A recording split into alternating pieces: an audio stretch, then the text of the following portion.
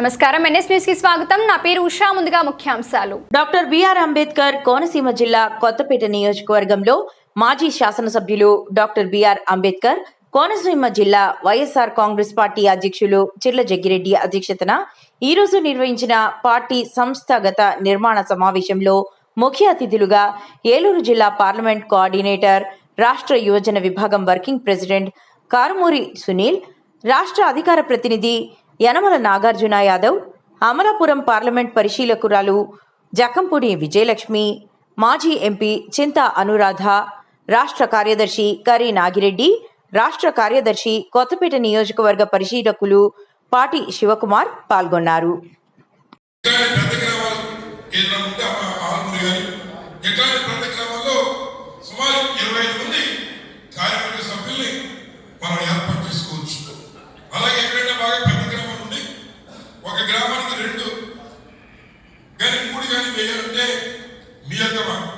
మీకున్నటువంటి వెసులుబాటు బట్టి మీరు ఆ కార్యక్రమం కూడా చేసుకోవచ్చు. ఈ రకంగా గ్రామ పార్టీ పూర్తవుతుంది.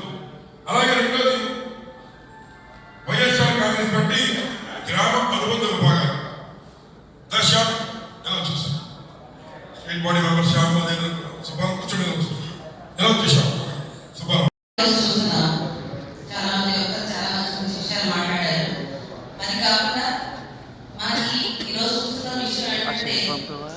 ప్రభుత్వం ఏదైనా అబద్ధం చెప్తే నిజం కూడా అబద్ధం చేసుకుంటూ వారు ఆ నిజాన్ని అబద్ధం అన్న ఒక భ్రమలో ప్రజలు ఉంచుతున్నారు. కాబట్టి ఏదైనా ఒకటి రెండు కార్యక్రమాలు అవసరమైతే ఎక్కడైనా బయట వెళ్ళినప్పుడు కూడా మరి సెక్రటరీగా ఉండి మనకి ఇన్ఛార్జ్గా ఉండి నియోజకవర్గానికి అవసరమైతే మన తలకుండా కార్యక్రమాల్లో పాల్పంచుకునేటువంటి విధంగా మరి కార్యక్రమాలు చేస్తున్నారు. అలాగే ఇక్కడున్నటువంటి కారుమూరి సునీల్ గారు మొన్న మన ఎలక్షన్ లో మరి ఏదైతే ఏలూరు పార్లమెంట్ నుంచి అంటే కారుమూరి నాగేశ్వరరావు గారు అబ్బాయి ఏలూరు మండలంలో విభాగానికి సంబంధించి గ్రామానికి ఒకరిద్దరు వేసుకోవచ్చు. దానికి కూడా మీకు ప్రొఫైల్ ఇస్తారు. ఎవరైనా ఎంపీడీ చేసిన వాళ్ళు, లేదా సర్పంచ్గా చేసిన వాళ్ళు, మాజీ సర్పంచ్ ఇట్లాంటి వాళ్ళు ఎవరైనా ఉంటే వాళ్ళని పై స్థాయిలో పెట్టారంటే మండల స్థాయిలో మళ్ళీ ప్రతి విభాగానికి ఒకటి కానీ రెండు కానీ మనం మెంబర్లు వేసుకోవచ్చు. వారిని కూడా మనం పూర్తి చేసుకున్నట్లయితే మరి ఒక నియోజకవర్గానికి వచ్చి సుమారు 5,000 నుంచి 6,000 మొత్తం అంబేద్కర్ కోనసీమ జిల్లాలో మనం మరి వైఎస్ జగన్మోహన్ గారి టైంలో మరి చాలా చక్కగా అనేక సంక్షేమ ఫలాలన్నీ ఇచ్చాం. కానీ కేవలం కార్యకర్తకు తగినటువంటి గౌరవం ఇవ్వలేక వారికి తగినటువంటి గుర్తు మున్నడి వచ్చారు. అందరికీ నమస్కారం. ఈరోజు డాక్టర్ బిఆర్ అంబేద్కర్ కోనసీమ జిల్లాలో సంస్థాగత నిర్మాణం మీటింగ్స్ ముఖ్య అతిథిగా సునీల్ గారు, అలాగే నాగార్జున యాదవ్ గారు రావడం జరిగింది. అందులో ముఖ్య అతిథిగా మా అబ్జర్వర్ జకంపూడి విజయలక్ష్మి గారు పాల్పంచుకోవడం జరిగింది. ఈరోజు కొత్తపేట నియోజకవర్గంలో ఈ కార్యక్రమం పూర్తి చేసి రాబోయేటువంటి 10వ తారీఖు లోపు ఇవన్నీ కూడా మరి పూర్తి చేసి డిస్టిలేషన్తో సహా పూర్తి చేసి ఇస్తామనేటువంటి విధంగా మరి కార్యకర్తలందరూ చెప్పడం. ఇవాళ డాక్టర్ బిఆర్ అంబేద్కర్ కోనసీమ జిల్లా మిగిలిన జిల్లాలతో పోల్చితే కొంత ముందంజలో ఉందని అనేటువంటి విషయాన్ని మీకు తెలియజేయడానికి సంతోషిస్తున్నా. అలాగే ఈ రోజున ఈ రాష్ట్రంలో కానీ ఈ దేశంలో ముఖ్యంగా ఈ రాష్ట్రంలో మనందరికీ కూడా ముఖ్యమంత్రి నారా చంద్రబాబు నాయుడు గారు, అలాగే డిప్యూటీ సీఎంగా పవన్ కళ్యాణ్ గారు ఉన్నారు. ముఖ్యంగా మరి ఏదైతే మనందరి యొక్క ఆత్మగౌరవం, ముఖ్యంగా హిందువులందరి యొక్క మనోభావాల్ని దెబ్బతీసే విధంగా ఏదైతే తిరుమల తిరుపతి లడ్డూలో మరి పంది కొవ్వు కానీ, లేదా చేప నూనె కానీ, లేదా ఉన్నటువంటి జంతు కళేబరాలతో తయారు చేసినటువంటి నెయ్యిని వైఎస్ఆర్ కాంగ్రెస్ పార్టీ నాయకులు వారి హయాంలో వాటిలో కలిపేసి ఈ రాష్ట్రంలో అందరికీ పనిచేశారనేటువంటి ఒక అభియోగం, ఆరోపణ మరి ఏదైతే ఈ రాష్ట్ర ముఖ్యమంత్రి నారా చంద్రబాబు నాయుడు గారు, డిప్యూటీ సీఎం మరి సనాతన వాది పవన్ కళ్యాణ్ గారు చెప్పడం జరిగింది. మొత్తం రాష్ట్రమే కాదు దేశంలో ఉన్నటువంటి అందరి యొక్క మనోభావాలు దెబ్బతిన్నాయి. ఇంక్లూడింగ్ ఎవరైతే ఈ రోజున సుప్రీంకోర్టు యొక్క జడ్జిలు కూడా నాకు తెలిసి మనోవేదనకు గురయ్యారు. ఏమిటి ఇంత పవిత్రంగా మనం వెళ్తూ ఉంటాం. అట్లాంటి తిరుమల తిరుపతి దేవస్థానం లడ్డూలో ఈ రకంగా కలిపారా అని ఆ రోజు మొత్తం దేశం ప్రపంచం అంతా కూడా నివ్వెరపోయి ఇందులో నిజానిజాలను నిగ్గు తేల్చాలి, ఇందులో సొంత లాభాల కోసం రాజకీయాల కోసం ఎవరన్నా తప్పు చేస్తే అటువంటి వారికి గడ్డి పెట్టాలని ఈరోజు సుప్రీంకోర్టు ఆ రోజున ఒక నిర్ణయం తీసుకుని దాని మీద సిబిఐకి అప్పచెప్పి ఇందులో నిజానిజాలు నిగ్గుదాల్చడం చెప్పి చెప్పడం జరిగింది. మరి ఏదైతే నిన్న మళ్ళీ యావత్ ప్రపంచమంతా వెంకటేశ్వర స్వామి యొక్క భక్తులు హిందువుల యొక్క మనోభావాలు దెబ్బతిని ఈ రాష్ట్ర ముఖ్యమంత్రి చెప్పాడు కదా, ఇది నిజమేమో అనేటువంటి ఆలోచనలో ఉన్నటువంటి వాళ్ళందరికీ ఈరోజు ఆ వెంకటేశ్వర స్వామి ఆశీస్సుల వల్ల సిబిఐ మరి ఏదైతే విచారణ చేసి NDDB national dairy development corporation కానీ లేదా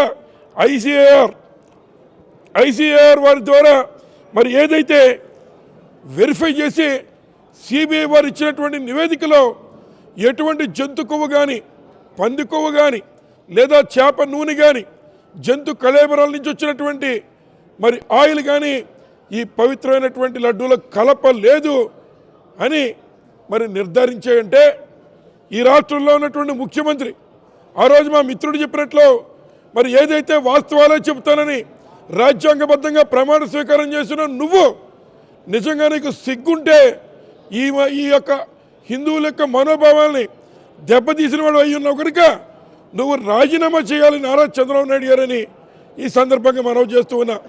వేశ్యలు కూడా వారి పని పాపం పొట్టగడవగా చేస్తారు, కానీ నారా చంద్రబాబు నాయుడు గారికి మరి ఏమి కర్మొచ్చి పడిందని అడుగుతున్నాం. ఈరోజు మన ఆంధ్ర రాష్ట్రం, మన బ్రాండ్, మనకున్నటువంటి నమ్మకం, మన దేవుడు ఆయన యొక్క ప్రసాదంలో ఈ రకంగా మరి పందుకు కలిసిందని ఎంతమంది బ్రాహ్మణులు, హిందువులు, హైందవ వాదులు ఎంతమంది వారి యొక్క మనోభావాలు మీరు దెబ్బతీశారని చెప్పి మేము అడుగుతున్నాం. మరి అలాగే ఏదైతే పవన్ కళ్యాణ్ గారు కూడా చెప్పారు, ఇక్కడే కాదట మరి ఇక్కడి నుంచి అయోధ్య రామాలయానికి కూడా మరి రాముడి యొక్క గుడికి కూడా అయోధ్య పంపించేస్తాం, 1,00,000 లడ్డూలు పంపించేశారు, అక్కడ అవి కూడా అందరూ తినేశారని చెప్పి చెప్పడం, మీ రాజకీయాల కోసం ఎట్లాంటి తప్పుడు కార్యక్రమాలు మాట్లాడడం, దేవుణ్ణి సైతం రాజకీయాల్లోకి లాగడం ఎంతవరకు సవ్వని అడుగుతున్నాం. అలాగే మనందరూ కూడా ఎలవేల్పుగా కొలుచుకునేటువంటి మనందరి యొక్క మాత మరి దుర్గగుడి దుర్గమ్మ తల్లి దేవస్థానంలో 3 రోజులు కరెంటు బిల్లు కట్టకుండా సాక్షాత్తు మరి కనకదుర్గమ్మని 3 రోజులు ఈరోజు చీకట్లో పెట్టిన గనులు ఈ యొక్క హైందవాదులు కాదా, ఈ యొక్క నారా చంద్రబాబు నాయుడు గారు, పవన్ కళ్యాణ్ గారు కాదా అని మేము అడుగుతున్నాం. ఇప్పుడు మరి ఏం కడుగుతారు? గుడే కడుగుతారా, మెట్లే కడుగుతారా, లేదా ఆంధ్ర రాష్ట్రంలో ఈ ప్రపంచంలో ఉన్నటువంటి హిందువులు అందరి యొక్క కాళ్ళు కడుగుతారా అని ఈ సందర్భంగా మేము ఈ రాష్ట్ర ముఖ్యమంత్రిని, డిప్యూటీ సీఎం గారిని కూడా అడుగుతున్నాం. రాజకీయాలు చేయొచ్చు, కానీ ఇంత దారుణంగా దిగజారి వెంకటేశ్వర స్వామి యొక్క ప్రతిష్టను కూడా దిగజార్చేటువంటి కార్యక్రమం చేస్తున్న మిమ్మల్ని ఇవాళ ప్రజలు అసహించుకుంటున్నారని చెప్పి ఈ సందర్భంగా మనం చేస్తూ ఉన్నాం. అలాగే ఎక్కువైనటువంటి ద్రాక్షారామ క్షేత్రంలో మరి శివలింగాన్ని ఒకడు మందు దాగి మరి ఏదైతే గంజాయి తీసుకుని విగ్రహాన్ని ధ్వంసం చేస్తే సంప్రోక్షణ కూడా లేకుండా మీరు మళ్ళీ బయటపడితే గొడవ అవుతుందని రాత్రికి రాత్రి మీరు విగ్రహాన్ని మార్చడం ఈ యొక్క ప్రజానీకమంతా చూస్తున్నారని మనం చేస్తూ ఉన్నా. మీరు ఇచ్చిన హామీలు నిలబెట్టుకోవడంలో మీరు ఘోర వైఫల్యం చెందారు. అట్లాంటి తరుణంలో మీరు మీ యొక్క రాజీనామాల్ని తక్షణం ఇచ్చి కనీసం మనుషులుగా నిరూపించుకోవాలని చెప్పి సందర్భంగా మనం చేస్తూ ఉన్నాం. ఇవాళ లోకేష్ చెప్తూ ఉన్నాడు, స్థలాలు మాకు ఇష్టానుసారం, ప్రభుత్వం యొక్క స్థలాలు మా ఇష్టానుసారం మేము ఇచ్చేస్తామని చెప్తున్నాడు. నీ ఇష్టానుసారం ఇచ్చేయడానికి నువ్వు మీ తాతగారి జాగిరి కాదు, ఆంధ్ర రాష్ట్ర ప్రజలకు ఆస్తి ఏదైతే వారి తోడళ్ళు మరి గీతం యూనివర్సిటీకి ఈరోజు మరి 74 ఎకరాలు మేము ఇష్టానుసారంగా ఇచ్చేస్తామని మాట చెప్తున్నారు. ఆంధ్ర రాష్ట్ర ప్రజానీకం యొక్క ఆస్తి ఇచ్చేటువంటి హక్కు మీకు ఎవరిచ్చారని అడుగుతున్నారు. గీతం యూనివర్సిటీ అంటే ఇవాళ ఎంతమందికి ఫీజులు తగ్గించి తీసుకుంటున్నారని అడుగుతున్నాం. ఏ రకంగా ప్రజలకి సామాన్యుడికి ఉపయోగపడుతున్నారని మేము అడుగుతున్నాం. ఈ రకంగా మీకు కావాల్సిన చుట్టాలకి, మీ బంధువులకి, మీకు ఇష్టమైన వారికి భూములు ఇచ్చుకోవడానికి ఇది మీ తాతగారి జాగిరి కాదు. తప్పనిసరిగా ప్రజలకు మీరు సమాధానం చెప్పాలన్న బాధ్యత మీకు ఉంటుందని మనం చేస్తున్నాం. జగన్మోహన్ రెడ్డి గారు ఇచ్చాడు. ఈ రాష్ట్రంలో 33 లక్షల మంది ఆడపడుచులకి కనీసం నివాస స్థలం లేకపోతే వారు జీవితకాలంలో మేము కనీసం మా సొంత ఇంట్లో ఒక రోజైనా ఉండగలమా అని ఆలోచన చేస్తున్న తరుణంలో ఈ రాష్ట్రంలో జగన్మోహన్ రెడ్డి గారు 33 లక్షల మంది ఆడపడుచులకి ఇళ్ల స్థలాలు జగన్మోహన్ రెడ్డి గారు ఇస్తే ఇవాళ నారా చంద్రబాబు నాయుడు గారు ముఖ్యమంత్రి అయిన తర్వాత ఒక్కరికి ఇళ్ల స్థలం లేదు సరికదా, వారికి కావాల్సినటువంటి మరి గీతం యూనివర్సిటీకి 74 ఎకరాలు లేదా లుల్లు మాల్కి 50 ఎకరాలు, పక్కన రాష్ట్రంలో లుల్లు మాల్ వారికి అక్కడ ఉన్నటువంటి ప్రైవేట్ భూమి కొని వారు అక్కడ మరి మాల్లో షాపింగ్ మాల్లో కడుతూ ఉన్నారు. కానీ ఆంధ్ర రాష్ట్రంలో మరి ఏదైతే ఈ రాష్ట్రంలో వచ్చేసరికి పప్పు బెల్లాలకి వారికి 33 పైసలకే ప్రభుత్వ స్థలాలు 100 ఎకరాలు ఈ రోజున ప్రభుత్వం యొక్క భూమి ప్రజల యొక్క ఆస్తిని దారాదత్తం చేస్తూ ఇవాళ లోకేష్ గారిని అత్యంత ధనవంతుడిగా చేయడానికి కమిషన్ల ద్వారా అత్యంత ధనవంతుడిని చేయడం కోసం ఈ ముసలి ముఖ్యమంత్రి, బటన్ నొక్కలేని ముఖ్యమంత్రి, హామీలు నిలబెట్టలేనటువంటి నారా చంద్రబాబు నాయుడు గారు ప్రయాసపడుతున్నారని ఈ సందర్భంగా మీ అందరికీ కూడా మనవి చేస్తూ ఎప్పటికైనా ఈ యొక్క దేశంలో ప్రతి ఒక్కరి యొక్క కాళ్ళు కడిగి మీరు నెత్తి మీద చల్లుకున్న మీరు చేసిన పాపం ఊరకనే పోదు.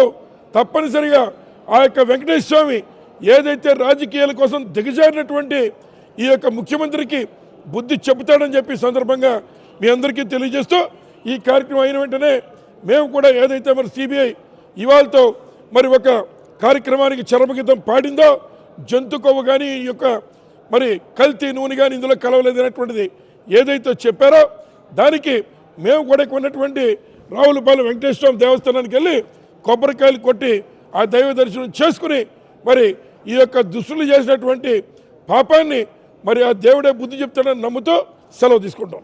పాత్రికేయ మిత్రులందరికీ నమస్కారం. మరి ఈరోజు కొత్తపేట నియోజకవర్గం వైఎస్ఆర్ కాంగ్రెస్ పార్టీ సంస్థాగత నిర్మాణం సమావేశం మరి ఈరోజు జిల్లా అధ్యక్షులు అలానే కొత్తపేట నియోజకవర్గం ఇన్ఛార్జ్ చీర్ల జగ్గిరెడ్డి గారి మరి అధ్యక్షతన మరి ఈరోజు చాలా బాగా జరిగింది. పార్టీ కార్యకర్తలు, నాయకులు ఎంతో ఉత్సాహంగా పాల్గొనడం జరిగింది. మరి వైఎస్ఆర్ కాంగ్రెస్ పార్టీ అనేది ఒక చాలా కొత్తగా ఒక 15 ఏళ్ల క్రితమే వచ్చిన పార్టీ అయినా కూడా మరి ప్రజల మనసుల్లో ఉన్న పార్టీ.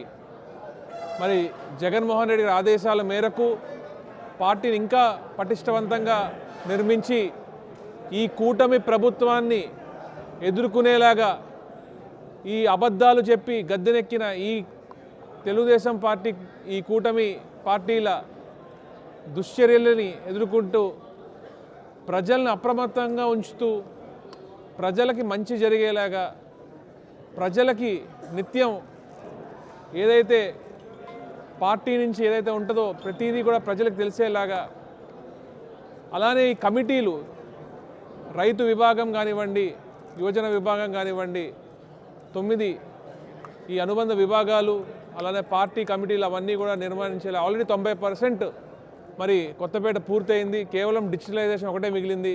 చాలా బాగా చాలా స్పీడ్గా చేశారు. మరి ఇక్కడ కార్యకర్తలు కానీ నాయకులు కానీ చాలా మెచ్చుకోదగ్గ విషయం. ఎందుకంటే నేను మొత్తం 14 కాన్స్టిట్యున్సీలు తిరుగుతున్నాను. అందులో నిన్న పి గన్నవరం కూడా బాగా చేశారు, అలానే ఇక్కడ కూడా చాలా బాగా చేశారు. మరి ముందుందని చెప్పుకోవచ్చు మరి ఈ పార్లమెంట్ నియోజకవర్గం. అలానే ఈరోజు చూస్తుంటే మరి ఈ ప్రభుత్వం మరి భగవంతుణ్ణి కూడా రాజకీయాల్లోకి లాగి జగన్మోహన్ రెడ్డి గారిని బ్యాట్ చేయాలని చెప్పి ఏదైతే చూశారో అది కూడా రివర్స్ అయ్యింది. ఒక ముఖ్యమంత్రి ఓత్ ఆఫ్ సీక్రసీ తీసుకుని నాకు తెలిసినది కానీ తెలియదు కానీ డైరెక్ట్గా కానీ ఇండైరెక్ట్గా కానీ తెలియపరచను అని ఏదైతే ఉంటుందో మరి అలాంటి వ్యక్తి ఒక ఓత్ తీసుకుని హాఫ్ నాలెడ్జ్తో, నాలెడ్జ్ లేకుండా రాష్ట్ర ప్రజలు హిందువుల మనోభావాలతో ఆడుకునే విధంగా మరి తిరుపతి లడ్డులో జంతు కొవ్వు కరిసిందని చెప్పి మరి అబద్ధాలు చెప్పిన ఈ ముఖ్యమంత్రి రిజైన్ చేయాలని చెప్పి మేము వైఎస్ఆర్ కాంగ్రెస్ పార్టీ తరఫున మేము డిమాండ్ చేస్తున్నాం. అలానే ఎవరైతే పంది కొవ్వు అలానే బీఫ్ కొవ్వు ఫిష్ ఆయిల్తో కలిసి లడ్డూలు చేసి అయోధ్యకి పంపించారని చెప్పారో మరి పవన్ కళ్యాణ్ గారు, మరి ఆయన కూడా రిజిగ్నేషన్ చేసి మరి ఆంధ్ర రాష్ట్ర ప్రజలందరికీ కూడా, ముఖ్యంగా హిందువులందరికీ కూడా మరి క్షమాపణ చెప్పాలని చెప్పి మేము వైఎస్ఆర్ కాంగ్రెస్ పార్టీ తరఫున డిమాండ్ చేస్తున్నాము. మరి ఈరోజు సుప్రీంకోర్టు ద్వారానే మరి నిజాలు బయటకు వచ్చినాయి కాబట్టి భక్తులందరూ కూడా ఈ ప్రభుత్వం మీద పోరాడాలి అని చెప్పి మరి కోరుతూ మరి నాకు ఈ అవకాశం ఇచ్చిన అందరికీ కూడా ధన్యవాదాలు తెలియజేసుకుంటూ సెలవు తీసుకుంటున్నాను.